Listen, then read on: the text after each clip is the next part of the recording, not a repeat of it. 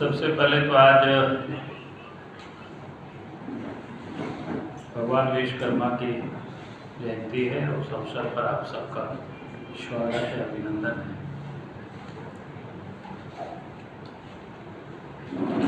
और आज आप सब लोगों के समक्ष उपस्थित है तो देश के आदरणीय प्रधानमंत्री नरेंद्र मोदी जी का जो तीसरा कार्यकाल का आज 100वां दिन पूरा हो रहा है। और ये संयोग भी है कि आज ही देश के प्रधानमंत्री आदरणीय नरेंद्र मोदी जी का जन्मदिन है। ये सबसे पहले देश के प्रधानमंत्री आदरणीय नरेंद्र मोदी जी को जन्मदिन की झारखंड की ओर से ढेर सारे बधाई और उनकी स्वस्थ जीवन की प्रभु परमात्मा से प्रार्थना करते हैं ताकि देश की सेवा में और मजबूती के साथ लगे रहे और 2047 तक भारत को विकसित भारत बनाने में वो कामयाब हो। समस्त झारखंड वासी उसके लिए प्रभु से प्रार्थना करती है।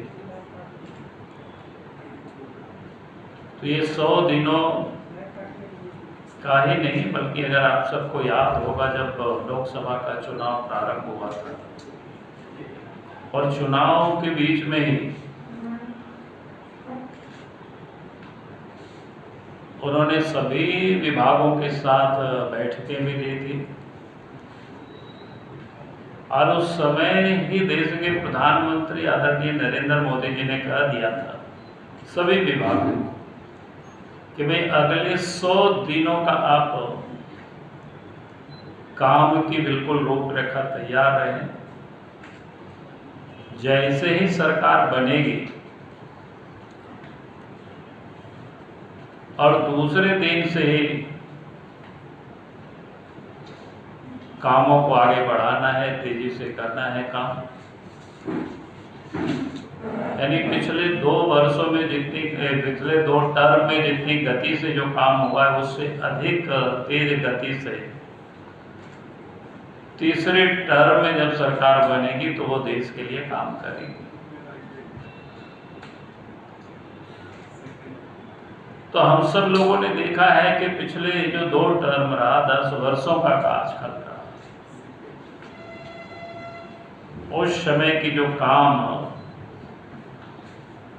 उसकी तुलना आप पिछले किसी भी सरकार के साथ नहीं कर सकते, क्योंकि 10 वर्षों में हर क्षेत्र काम हुआ है, वो अद्भुत काम हुआ है।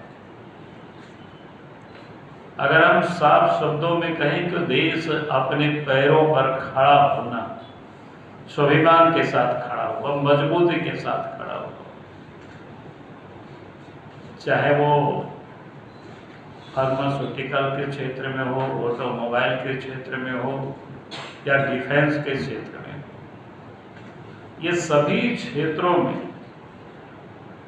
या डिजिटल के क्षेत्र में, सभी क्षेत्रों में देश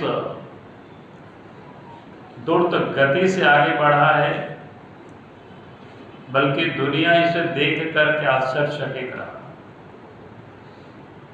और इसके लिए भारत के प्रधानमंत्री नरेंद्र मोदी जी की भोरी भोरी दुनिया की प्रशंसा करती है और देश के भी वो लोग प्रशंसा करते हैं कि देश इतनी गति से और इतनी रफ्तार से आगे बढ़ेगी, ये शायद दुनिया को एक कल्पना नहीं थी। तो ये देश के प्रधानमंत्री आदरणीय नरेंद्र मोदी जी के नेतृत्व में ये संभव हो पाया। और इन 100 दिनों में 15 लाख करोड़ की परियोजनाओं का स्वीकृति दी गई।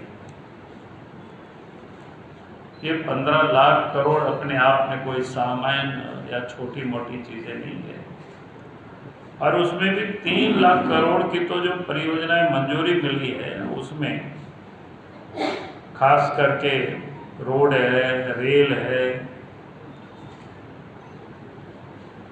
बंदरगाह है और हवाई मार्ग यानी हवाई अड्डा है।